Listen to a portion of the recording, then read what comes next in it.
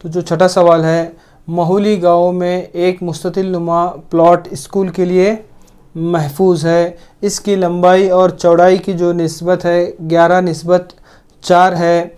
तो 100 रुपये फ़ी मीटर के हिसाब से प्लॉट के चारों तरफ बाड़ लगाने के लिए गांव की पंचायत को 75,000 रुपये खर्च करना है। तो प्लॉट का जो नाप है, डायमेंशंस यानी लंबाई और चौड़ाई को मालूम करना है। तो सबसे पहले यहाँ जो दिया गया है, प्लॉट की लंबाई और चौड़ाई की निस्बत दी गई है, यानी 11:4। तो अब उसकी लंबाई, अब निस्बत के हिसाब से हम उसकी लंबाई को क्या लेंगे, 11x लेंगे। चौड़ाई को हम क्या लेंगे, 4x मीटर लेंगे। अब प्लॉट के अतराफ, मुस्ततिल नुमा प्लॉट है, इसके अतराफ बाड़ लगाना है, मतलब इसका हमें इसके चारों ज़िलों का मजमुआ मालूम करना है, यानी इसका इहाता मालूम करना है। तो उसका इहाता, क्योंकि ये मुस्ततिल नुमा प्लॉट है तो मुस्ततिल का इहाता लेंगे हम। तो मुस्ततिल का इहाता 2 ज़रब लंबाई जमा चौड़ाई। तो यहाँ पर 2 लंबाई कितनी है, यहाँ पर 11x और चौड़ाई 4x। तो 2 ज़रब 11 और 4x कितना होगा, ये 15x होगा। तो 15 2 30x, 30x मीटर इसका कुल इहाता है, यानी इसके चारों ज़िलों को अगर हम जमा करेंगे तो इसका इहाता कितना है, 3x है। अब गांव की पंचायत को 75,000 रुपये खर्च करना है इसके लिए।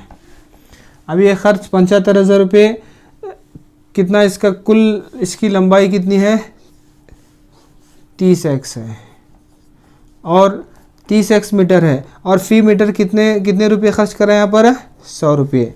तो 30x मीटर के लिए फ़ी मीटर 100 रुपये के हिसाब से खर्च करेंगे तो 75,000 रुपये यहाँ पर कुल रकम खर्च करनी होगी। तो इसको अगर हम मज़ीद हल करेंगे, ये मसावत हमें हासिल हो रही है, तो ये 30x होगा। तो यहाँ पर ये 75,000, ये 100 अमले अब्दाल के बाद में इसको अगर हम RHS मुंतकिल करेंगे तो ये तकसीम में आएगा। 2 सिफ़र 2 सिफ़र 2 सिफ़र कट होंगे। तो 30x बराबर ये कितना होगा, 750 होगा। तो x बराबर 750 बटा, ये ज़रब में है, यहाँ पर आने के बाद में तकसीम में होगा। तो x बराबर, अगर हम 75 को 3 से तकसीम करेंगे तो 25 होगा, यानी x की कीमत यहाँ पर हमें 25 हासिल हो गई। तो x की कीमत अगर हम यहाँ पर डालेंगे तो ये 11 ज़रब 25, 11 ज़रब 25, तो 25 10 250, ये 275 मीटर इसकी लंबाई होगी इस मैदान की। और इसकी जो चौड़ाई होगी, 4x की कीमत यहाँ पर 25 हो गई, तो 25 4 100 मीटर क्या है, इस मुस्ततिल नुमा मैदान की चौड़ाई होगी। लंबाई 275 और चौड़ाई 250 मीटर। तो ये हमें मालूम करना था।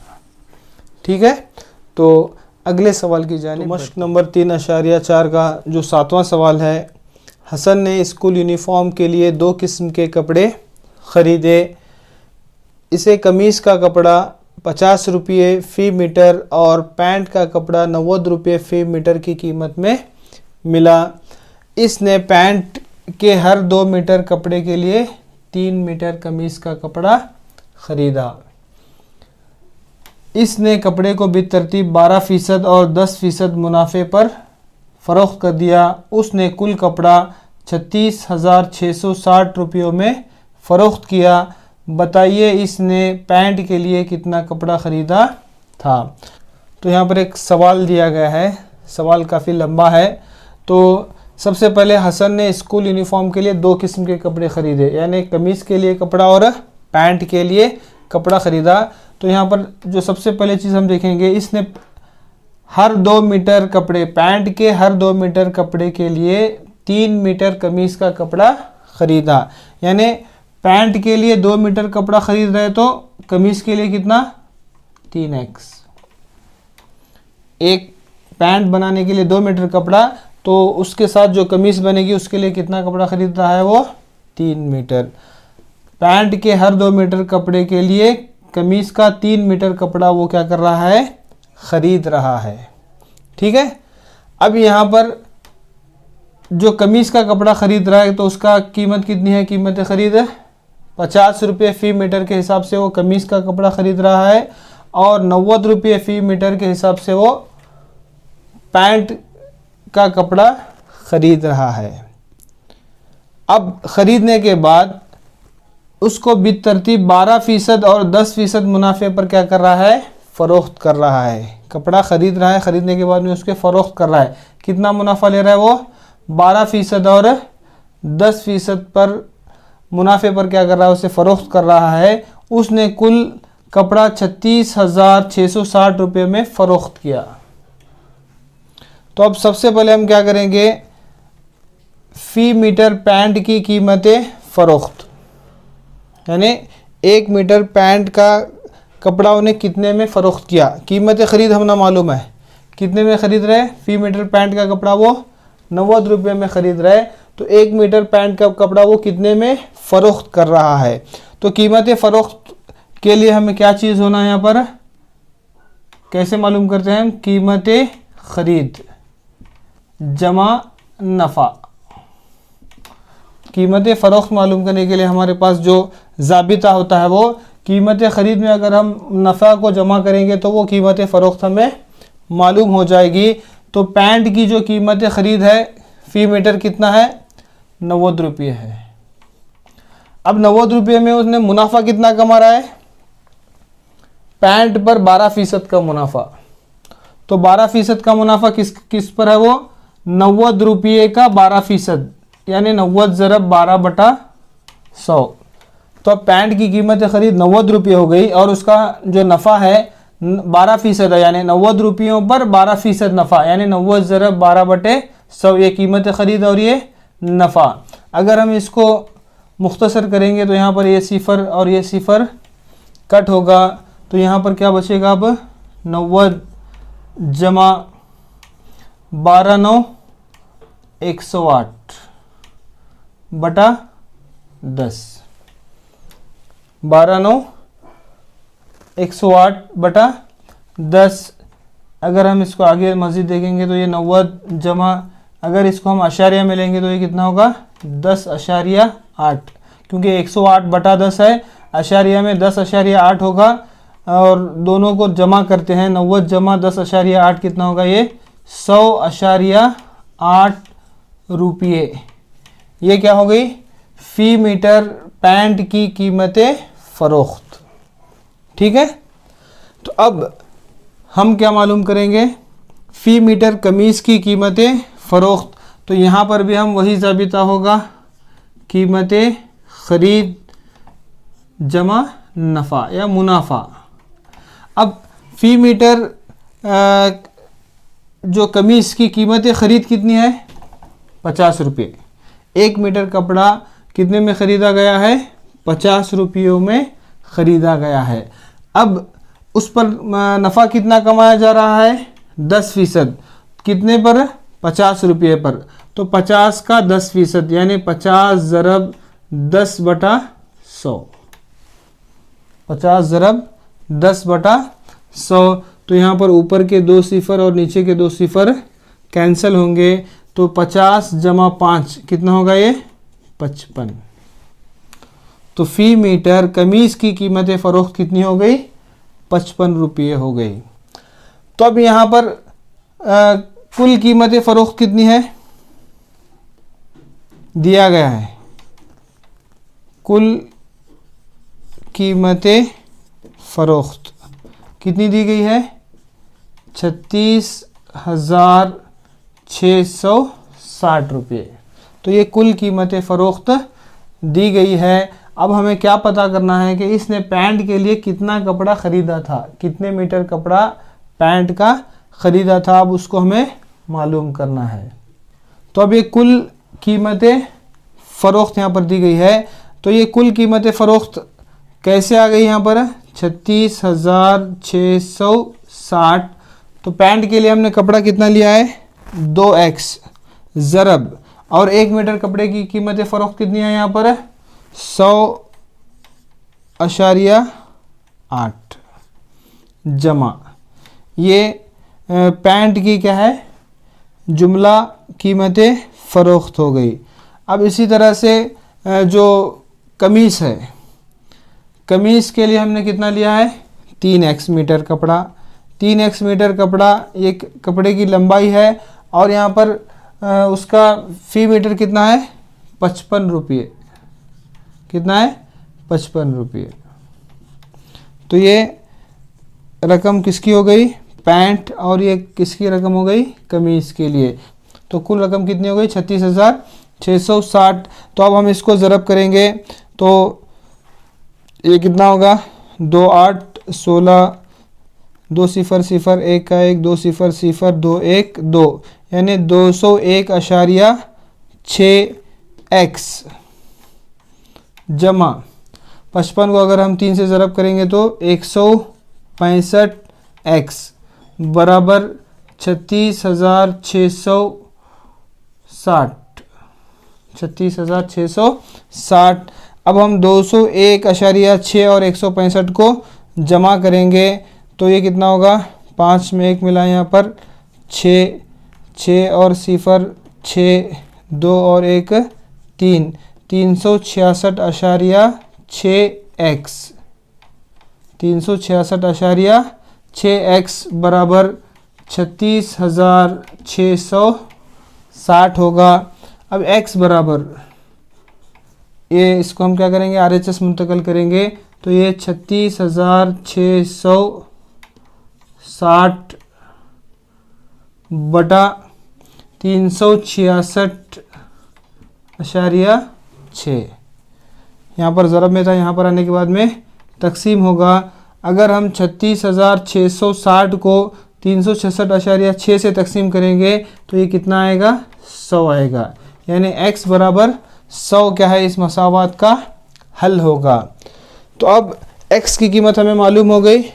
तो यहाँ पर जो पैंट का कपड़ा था कितना 2x मीटर, तो इसको हम यहाँ पर x की कीमत डालेंगे तो 2 ज़रब 100 कितना होगा ये 2 ज़रब 100 200 मीटर। तो पैंट के लिए कितना कपड़ा ख़रीदा गया 200 मीटर कपड़ा ख़रीदा गया। यही चीज़ हमें मालूम करनी थी। ठीक है, सवाल लंबा था तो इसका हल भी क्या है थोड़ा सा लंबा हो गया, मगर हमें सबसे जो अहम चीज़ है वो सवाल को समझना है और उसके तहत सवाल को हल करना है। ठीक है, तो अगले सवाल की जानिब बढ़ते हैं।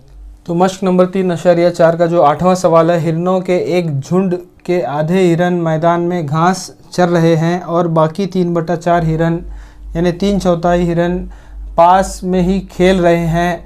बाकी 9 हिरन तालाब में पानी पी रहे हैं। झुंड में मौजूद हिरनों की कुल तादाद मालूम कीजिए। तो यहाँ पर हम मान लीजिए कि कुल तादाद को हम x लेते हैं।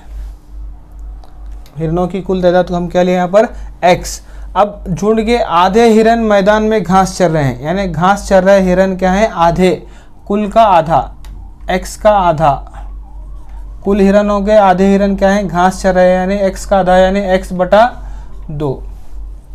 आधे हिरन क्या हुए अभी घास चर रहे हैं, अब बचे कितने आधे, और बाकी 3/4 हिरन पास में खेल रहे हैं।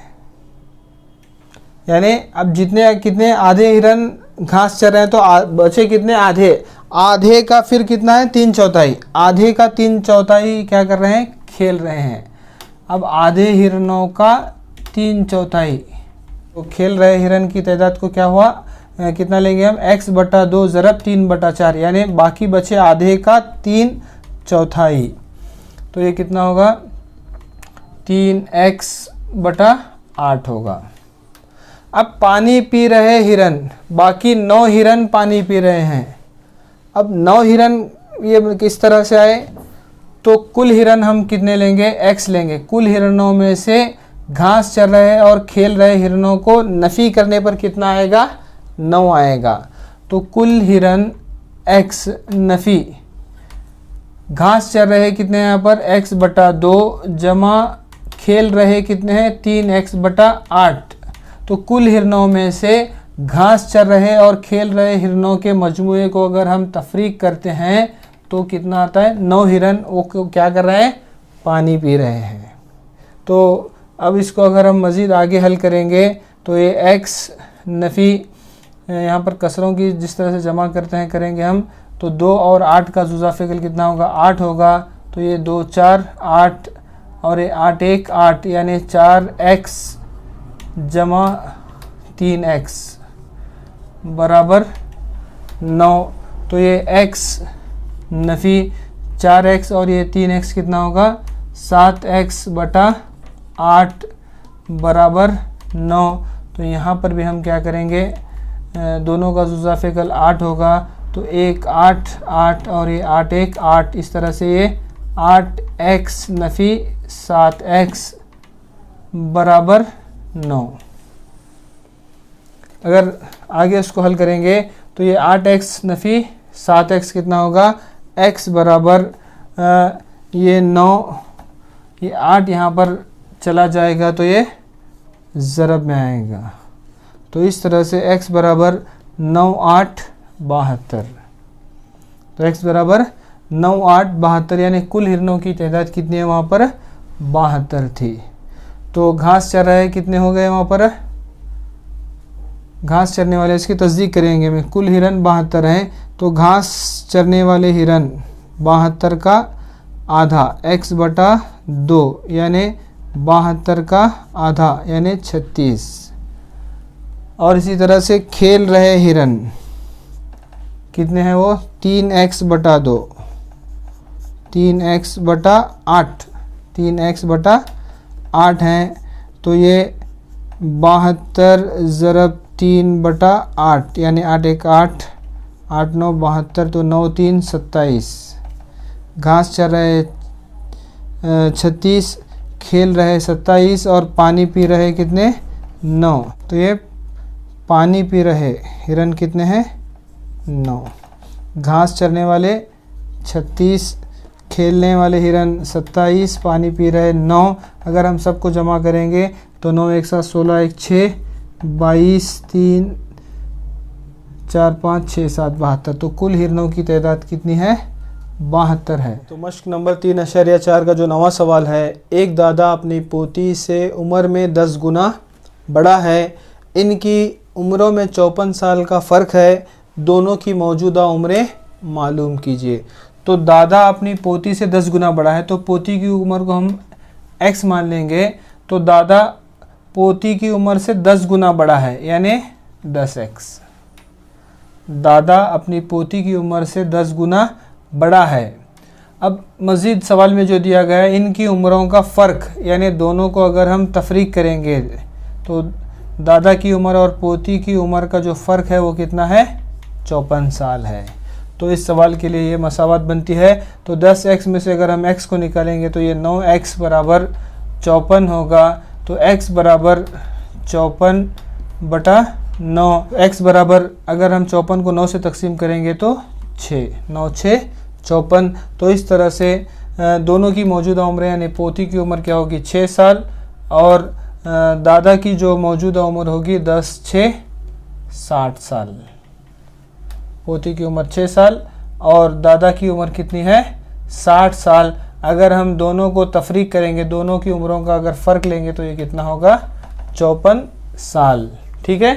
तो जो मश्क का आखिरी सवाल यानी 10वां सवाल है, अमन की उम्र इसके बेटे की उम्र का 3 गुना है।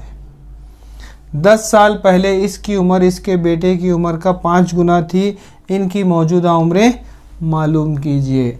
तो अमन की उम्र इसके बेटे की उम्र का 3 गुना है, तो हम बेटे की उम्र को x मान लेंगे, बेटे की उम्र x मान लेंगे। तो अमन की उम्र क्या होगी, उसका 3 गुना यानी 3x। 10 साल पहले इनकी, 10 साल पहले इसकी उम्र, तो 10 साल पहले बेटे की उम्र क्या होगी, 10 साल पहले यानी हमें नफ़ी करना होगा, 10 साल नफ़ी करेंगे तो बेटे की उम्र 10 साल पहले x नफ़ी 10, और अमन की उम्र 10 साल पहले अमन की जो उम्र होगी वो 3x नफ़ी 10। ये मौजूदा उम्रें हैं, ये 10 साल पहले की उम्रें हैं। तो 10 साल पहले इसकी उम्र यानी अमन की उम्र, 10 साल पहले अमन की जो उम्र है इसके बेटे की उम्र का 5 गुना थी, यानी उसकी बेटे की उम्र कितनी है, x नफ़ी 10, इसका 5 गुना। 10 साल पहले अमन की उम्र इसके बेटे की उम्र का 5 गुना थी। तो इस तरह से इस सवाल के लिए मसावत बनती है। अगर हम इसको आगे हल करेंगे तो ये 3x नफ़ी 10 बराबर 5 ज़रब x कितना होगा, ये 5x नफ़ी 5 10 50 होगा। नेक्स्ट अब हम क्या करेंगे, 5x, ये x को LHS मुंतकिल करेंगे तो 5 नफ़ी 3x होगा। तो यहाँ पर नफ़ी 10 है, ये 50 को हम इधर मुंतकिल करेंगे तो ये जमा 50 होगा। इस तरह से 5x में से अगर हम 3x को निकालेंगे तो 2x बराबर 50 में से अगर हम 10 निकालेंगे तो कितना होगा, ये 40 होगा। तो x बराबर 40/2, यानी x बराबर कितना होगा, 20 साल। यानी बेटे की जो मौजूदा उम्र है वो 20 साल है और अमन की मौजूदा उम्र 20 कितनी है, 60 साल। तो ये दोनों की मौजूदा उम्रें। तो इस तरह से ये मश्क नंबर 3.4 यहीं पर मुकम्मल होती है। तो अगले वीडियो में इंशाल्लाह आपसे मुलाकात होगी। अस्सलामु अलैकुम व रहमतुल्लाहि व बरकातुहू।